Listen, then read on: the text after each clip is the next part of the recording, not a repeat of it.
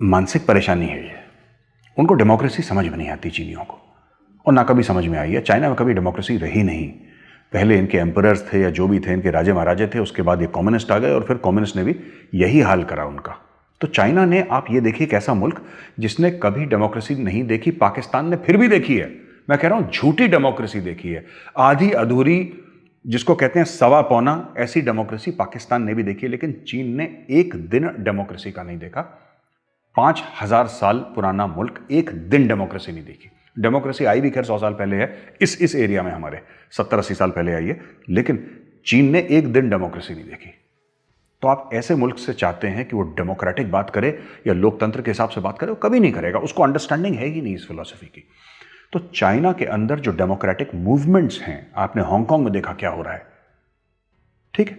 आप देख रहे हैं किस तरीके से 1950s में जो टिबेटन्स ने झंडे उठाए थे चीन के खिलाफ, फालन मूवमेंट है, उसमें कितने लोग मारे गए। टाइनमन स्क्वायर की बात हम लोग करते हैं 80s में, टाइनमन स्क्वायर में क्या हुआ। ये सब जो चीजें आप देखेंगे, चाइना में एक बहुत बड़ी फॉल्ट लाइन है और इंडिया को इस फॉल्ट लाइन का फायदा उठाना चाहिए, उठाना पड़ेगा। क्यों? देखिए, जैसे भारत है, चाइना और पाकिस्तान हर वो चीज कर रहे हैं भारत के अंदर कि भारत एक महाशक्ति ना बने। कैसे भाई? कश्मीर में आपकी समस्या चल रही है तो वहां पे फौज लगी है, सिविल एडमिनिस्ट्रेशन लगी है, पुलिस, सीआरपीएफ, बीएसएफ, सब लोग वहां पे लगे हुए हैं। आपका लाइन ऑफ कंट्रोल अभी हाल फिलहाल में ही तो हुआ है ना, ये सीज फायर का फिर पाकिस्तान उल्लंघन कर देगा। आपकी फौजें तो लगी ना वहां पे, तो आपकी फौजें लग गई लाइन ऑफ कंट्रोल मैनेज करने के लिए। अभी डिसएंगेजमेंट हुआ है, लेकिन क्या गारंटी है कि चीन अगले साल फिर नहीं आएगा, फिर से डोकलाम नहीं पहुंच जाएगा, फिर से गलवान नहीं पहुंच जाएगा? फिर आप क्या करेंगे? तो आपकी फौजें लाइन ऑफ एक्चुअल कंट्रोल पे भी हैं, जो कि 3500 किलोमीटर लगभग है। 750 किलोमीटर आपका लगभग लाइन ऑफ कंट्रोल है पाकिस्तान वाला। तो अब दोस्तों एक बात समझिए कि आपका चीनी बॉर्डर एक्टिव है, आपका पाकिस्तान बॉर्डर एक्टिव है, आपका दिमाग उन दोनों जगह लगा हुआ है। यहां पे आपके 10 से ज्यादा स्टेट हैं जिनको हम रेड कॉरिडोर कहते हैं, यहां पे नक्सल प्रॉब्लम है। हाल फिलहाल में खबर आई थी 2-3 दिन पहले कि कुछ सिक्योरिटी फोर्सेस के 3 या 4 हमारे जवान वीरगति को प्राप्त हो गए वहां पे। तो आपको यह भी अंदर से प्रॉब्लम हो रही है। आप जानते हैं किस तरीके का प्रोपेगेंडा हमारे कुछ यूनिवर्सिटीज से बाहर आता है। हमारे so called quote unquote intellectuals काम करते हैं देश के खिलाफ। इनको हम कहते हैं फिफ्थ कॉलमिस्ट्स, जो कि देश के अंदर रह के दीमक की तरह देश का जो नींव है हमारे देश का, उसको खोदने की कोशिश कर रहे हैं।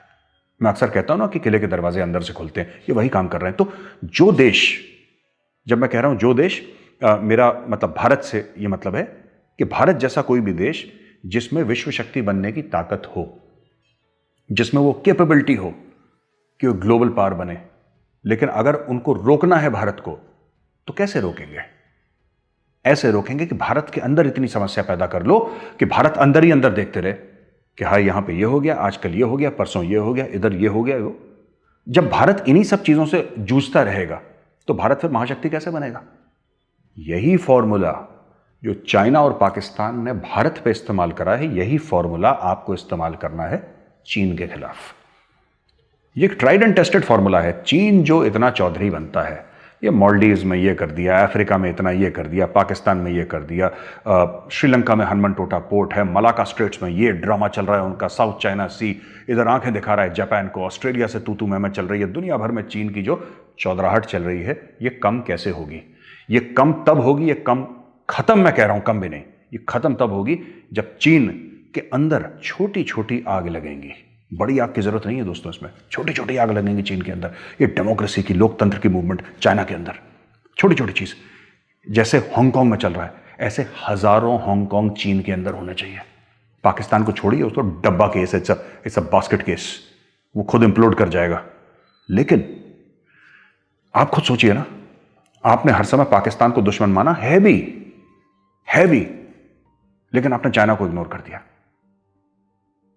आपने चाइना को पूरी तरीके से इग्नोर कर दिया। 17 कोर एक है पानागढ़ में, और 17 कोर के अलावा आपका कोई कोर नहीं है, और 17 कोर को भी fully effective as a strike corps functional होने में कुछ साल हैं, समय लगेगा। सरकार हैक कर रही है, लेकिन समय लगता है हर चीज में, इसमें भी समय लगेगा। सोचिए आप, कैसे होगा, किस तरीके से होगा ये? हमें सबसे बड़ी चीज है कि चीन के अंदर इतने हांगकांग पैदा कर दो। जब मैं हांगकांग कहता हूं, हांगकांग से मेरा मतलब क्या है? हांगकांग से मेरा मतलब यह है कि वहां पे फसाद चल रहे हैं। जैसे आपके यहां होता है ना शाहीन बाग, अचानक होता है शाहीन बाग और खत्म हो जाता है। अचानक फार्मर्स प्रोटेस्ट में है, जो कि ठीक है, फार्मर्स प्रोटेस्ट को फिर कह रहा हूं ऑन रिकॉर्ड, फार्मर्स का पूरा हक है, हमारे भाई हैं, वो प्रोटेस्ट करें, सरकार को उनकी सुननी भी चाहिए। लेकिन ये खालिस्तानी बीच में आ जाते हैं ना, जो ट्रैक्टर लेके तलवार लेके चढ़ जाएंगे लाल किले पे, तिरंगा, ये ड्रामा कहां से होता है? और अचानक साहब, अचानक 26 जनवरी की रात को सारे के सारे खालिस्तानी गायब। अब दिख रहा है को खालिस्तानी यहां पे? अब सुनाई दे रहे हैं आपको जैजी बी के गाने चलते हुए ट्रैक्टरों से? कहां गए वो गाने जैजी बी के? तो ये होता है जब बाहरी ताकतें आती हैं और आपके देश को अंदर से इतना कमजोर कर देती हैं कि आप फिर बाहर, आप चाइना के साथ आपको डील करना है, इंडिया के अंदर थोड़ा ना डील करना है। आपको तो अफ्रीका में डील करना है चाइना के साथ, आपको यूरोप में लड़ाई लड़नी है चाइना के साथ। चाइना का जो इन्फ्लुएंस आपको काउंटर करना है, आपको सेंट्रल एशिया में काउंटर करना है, आपको अफगानिस्तान में काउंटर करना है। पर कैसे करेंगे साहब? आपको तो कश्मीर से ही फुर्सत नहीं है, आपको लाइन ऑफ कंट्रोल से फुर्सत नहीं है, लाइन ऑफ एक्चुअल कंट्रोल से फुर्सत नहीं है।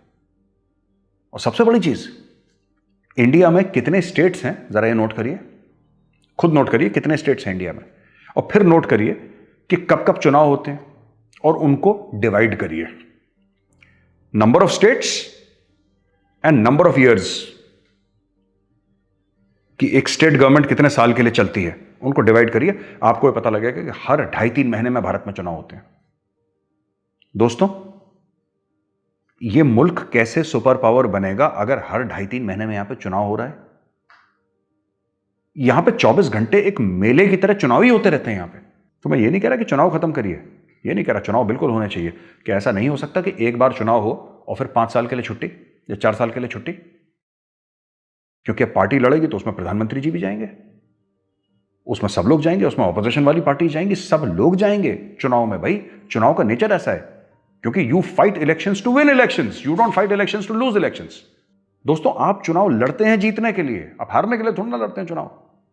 फिर बताइए, जब आपको हर 2.5-3 महीने चुनाव लड़ने हैं तो फिर फॉरेन पॉलिसी का क्या है? और फॉरेन पॉलिसी काफी कामयाब फॉरेन पॉलिसी है हमारी, ऐसी बात नहीं है। After a very long time we have a very successful and robust foreign policy. लेकिन अगर आपको चीन को काउंटर करना है तो आपको चीन के अंदर हजारों हांगकांग पैदा करने होंगे। ये सबसे जरूरी बात है। एक और बात मैं आपको कहता चलूं दोस्तों, ये 2022 के विंटर ओलंपिक्स हो रहे हैं बीजिंग में, जो कि चाइना की कैपिटल है, और काफी ह्यूमन राइट्स बॉडी प्रोटेस्ट कर रही हैं कि चीन में नहीं होना चाहिए, क्योंकि विगर मुसलमानों को, उन्होंने 15 लाख विगर मुसलमानों को जेल में डाल दिया। मैं पहले भी बता चुका हूं डिफेंसिव ऑफेंस के प्लेटफॉर्म में कि 3 साल के बच्चे, 3 साल का बच्चा, ये मैंने डॉक्यूमेंट्री में खुद देखा है, 3 साल के बच्चे से पूछा होगा किसी ने, जो वहां पे सर्वे वर्वे करने आते हैं चाइनीज शिंजियांग प्रोविंस में, तो उससे पूछा कि तुम्हारा नाम क्या है, तो छोटे बच्चे ने बोला मेरा नाम मोहम्मद है, उसको जेल में डाल दिया।